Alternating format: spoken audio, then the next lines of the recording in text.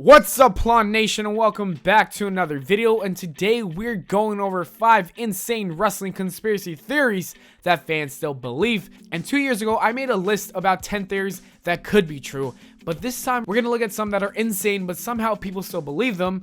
But I do appreciate that those people don't give up. I respect them. Never give up, John Cena style. Anyways, let's get straight on the list with number 5, Hogan's black eye. WrestleMania 9 is notorious for a number of reasons, the main reason being based around Hulk Hogan. Originally, people expected the main event of the show to be Bret Hart defending his championship against Yokozuna. Somehow, Hulk Hogan walked out of WrestleMania 9 in Las Vegas with the title around his waist.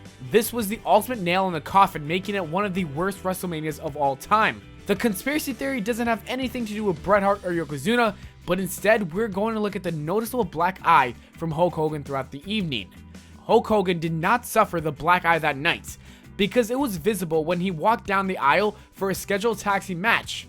On TV, the announcer said that Ted DiBiase used his money to hire some guys to beat up the Hulkster, which is what caused the injury.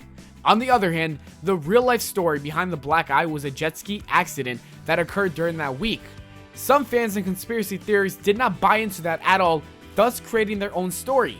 They concluded that Hulk Hogan got his black eye in a fight with Randy Savage backstage. Apparently, Randy Savage was furious because there were rumors that Hogan slept with his ex-wife Elizabeth. I'm gonna go with the jet ski incident, guys.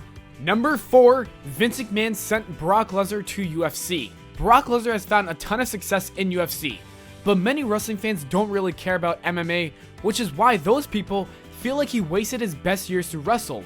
Had Lesnar stayed in WWE, he could have been the greatest wrestler of all time. But a lot of these people don't see the other side to this, which is that when he returned to WWE after his UFC run, he was an even bigger name from before and came straight into the main event scene. People feel like Vince should have been mad that he left them in the beginning, which is why he should have never been a top star. But they have a different belief. They think Vince McMahon told Brock Lesnar to go to UFC and they were in on the whole thing. The reason why Vince McMahon sent Lesnar to compete in UFC is because McMahon wanted to prove that his wrestlers were as tough as MMA fighters. As much as people want to believe this, it can't be true because WWE was very angry when Lesnar left in 2004. Lesnar is only in the main event because he sells. Number 3, CM Punk's return. In June of 2011, CM Punk dropped his famous pipe bomb promo on Monday Night Raw where he discussed a lot of the issues he had with Vince McMahon, quickly becoming one of the most over guys in wrestling. Punk was making his way to the top of the ladder, but this promo pushed him to the moon, and this shoot made fans see him as the hero they wanted. Over the next 2 years, Punk was one of the biggest names in WWE and on top alongside John Cena. After the Royal Rumble in January of 2014, he left and never came back. This is what CM Punk, his friends, and anyone in WWE say. Thankfully for conspiracy theorists, we have the real truth. Apparently, all of this was a plan that started way back at the moment he dropped the pipe bomb. CM Punk and Vince set up this entire storyline, which will lead to the biggest return in wrestling history. People waited for the return that was supposed to happen at WrestleMania 30, then the 2015 Royal Rumble, and then the 2016 Royal Rumble, and then whenever Punk's UFC dream finally fades. You get the idea. Some people are still waiting to this very day. Number 2, Roddy Piper killed Rick McGraw.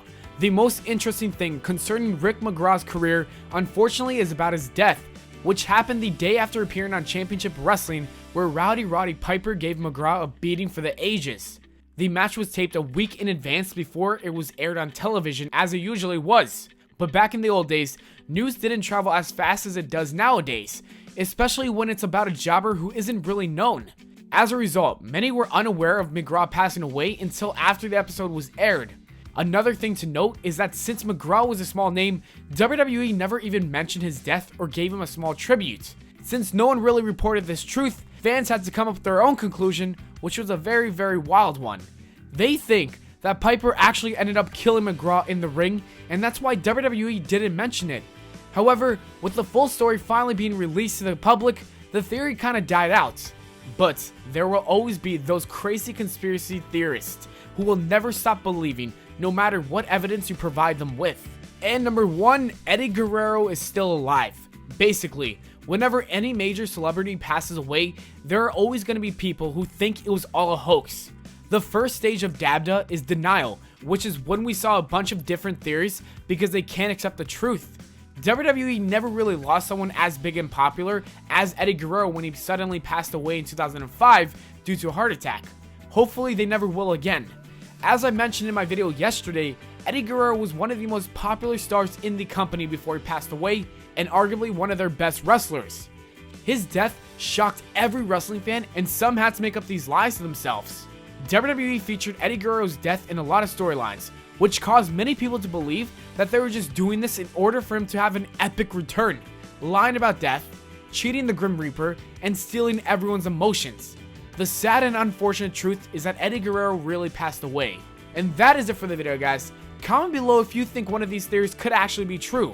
As always, thanks for watching. I hope you all enjoyed. If you did, make sure to leave a like and subscribe to become a part of the Pllana Nation. Follow me on Twitter at Pllana. Check out my other channels, Official Life X and OLVP, and I'll see you all later.